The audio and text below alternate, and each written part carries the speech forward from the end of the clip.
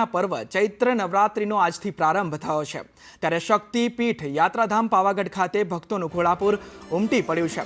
વહેલી સવારથી જ શ્રદ્ધાળુઓએ મહાકાળી માતાના દર્શન માટે લાંબી કતારો લગાવી હતી। ગર્ભગૃહમાં સામાન્ય દિવસોથી વધુ ઘસારો જોવા મળી રહ્યો છે।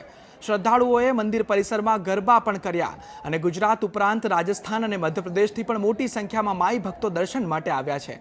ઘણા શ્રદ્ધાળુઓ પાવાગઢ ડુંગરના મંદિરની જ્યોત લઈ પોતાના વતનમાં જ્યોતની 9 દિવસ સુધી પૂજા અર્ચના કરતા હોય છે। ત્યારે વહેલી સવારથી જ આ પાવાગઢના દ્રશ્યો જોઈ શકો છો, જે માનવ મહેરામણ ઉમટી પડ્યું છે માતાજીના દર્શન કરવા માટે। આજથી આ પાવન અવસર શરૂ થયો છે, આજથી ચૈત્રી નવરાત્રિનો આરંભ થયો છે। ત્યારે આ પાવાગઢમાં શ્રદ્ધાળુઓનું જે માનવ મહેરામણ ઉમટ્યું છે, જે લાગણી શ્રદ્ધાળુઓ અનુભવી રહ્યા છે માતાજીના દર્શન કરવા માટે મોટી સંખ્યામાં પંચમહાલના પાવાગઢ મંદિરમાં શ્રદ્ધાળુઓનું ઘોડાપુર ઉમટી પડ્યું છે। ત્યારે માં આદ્યશક્તિના આરાધનાના પર્વ ચૈત્ર નવરાત્રિનો આજથી પ્રારંભ થઈ ચૂક્યો છે।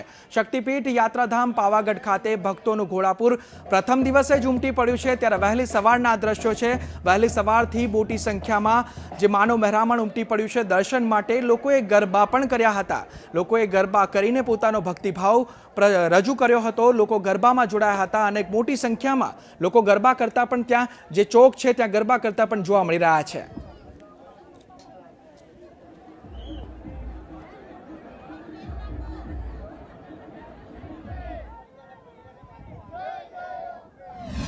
कहीं ना कहीं शक्तिपीठ से ज्योत के रूप में माता जी का अंश ले जाते हैं। माता जी की महिमा, इस बार हमको माता जी ने पावागढ़ बुलाया है, यहाँ से हम ज्योत ले जाएंगे। 9 दिन हमारे वहाँ मंदिर पर हवन वगैरह रहेगा, उत्सव रहेगा, 9 दिन अच्छा माहौल रहेगा, भक्तों का अच्छा रहेगा।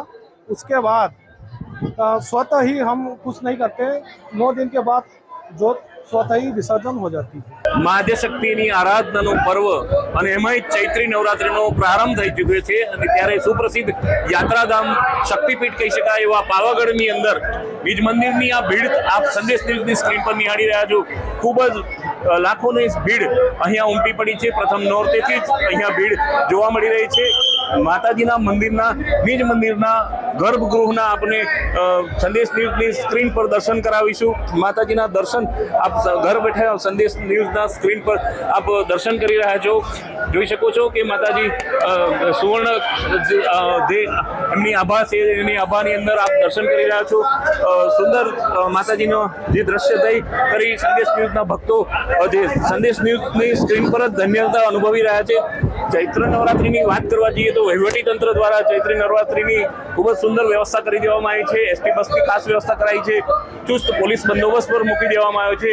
અહીંયા ભક્તોને ચડવાથી ઉતરવા કોઈ પણ પ્રકારની તકલીફ ના પડે તે માટે ઉડન ખટોલાની વ્યવસ્થા કરી દેવામાં આવી છે। ચૈત્રી નવરાત્રિની વાત કરીએ તો આ વર્ષે પ્રથમ નોરતાથી અહીંયા પ્રસાદની વ્યવસ્થા કરી દેવામાં આવી છે।